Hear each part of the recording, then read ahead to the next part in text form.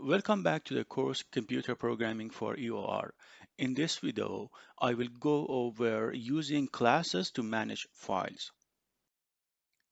After this lecture, you can describe the optimal way to manage files using classes, and you can implement those classes.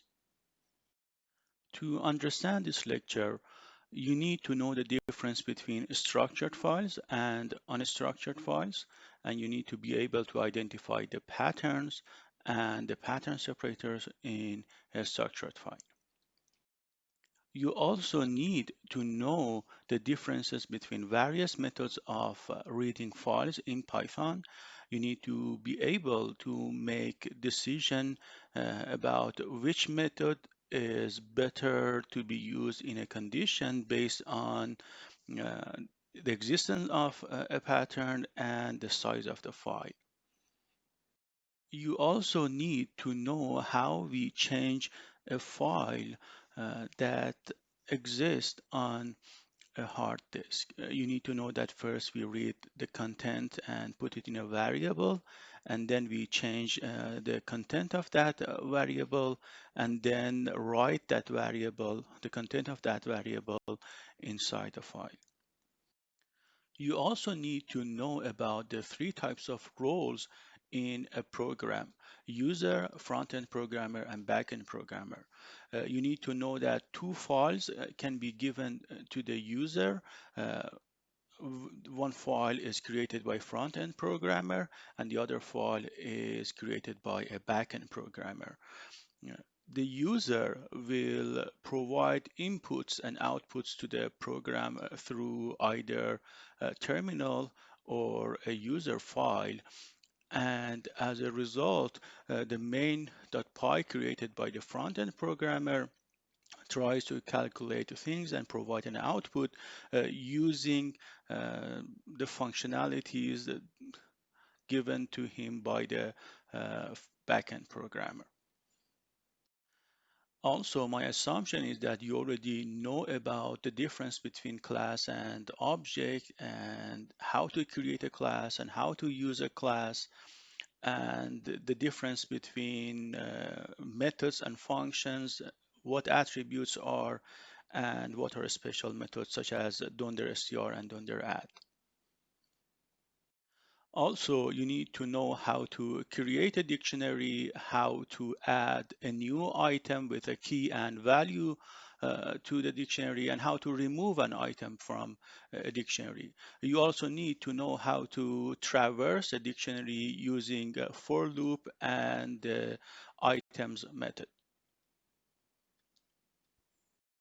To ensure that you have the minimum required prerequisite knowledge to understand this lecture, I would invite you to do this exercise. If you can do that, you are sort of ready to understand this lecture.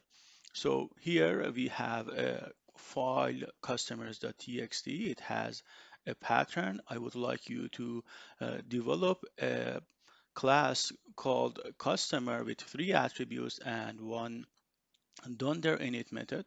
This initializer will get an ID like 5.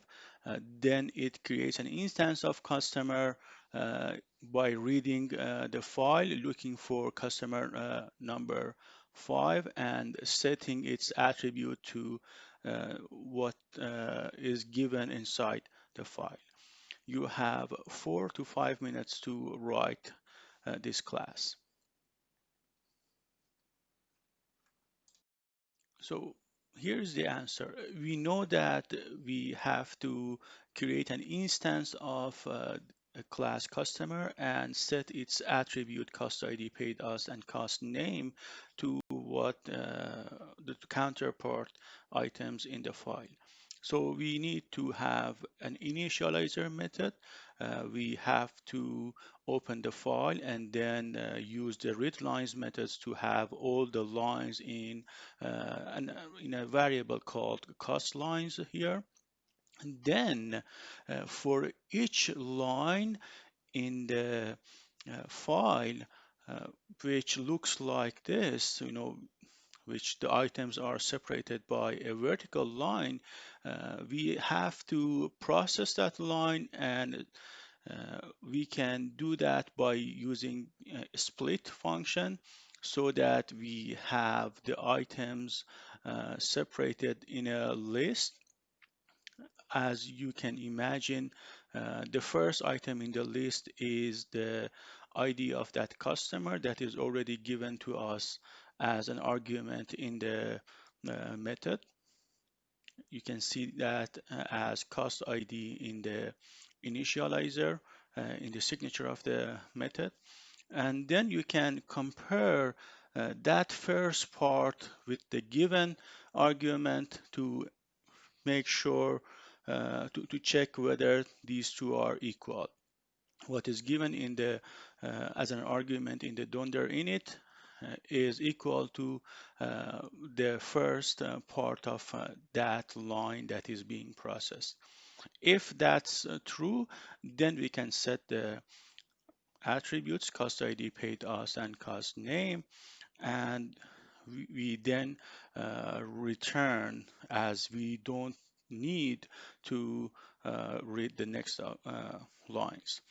If we are not able to find that cost ID using this loop, this for loop section, then we raise an exception to let the American programmer know that we were not able to find that customer. Note that this way of managing a file is suboptimal. It's the way that uh, we by we I mean software engineers do things are different. And this class, this lecture is about learning how a software engineer does file management in an optimal way. In the next video, I will go to the details of file management using classes in an optimal manner.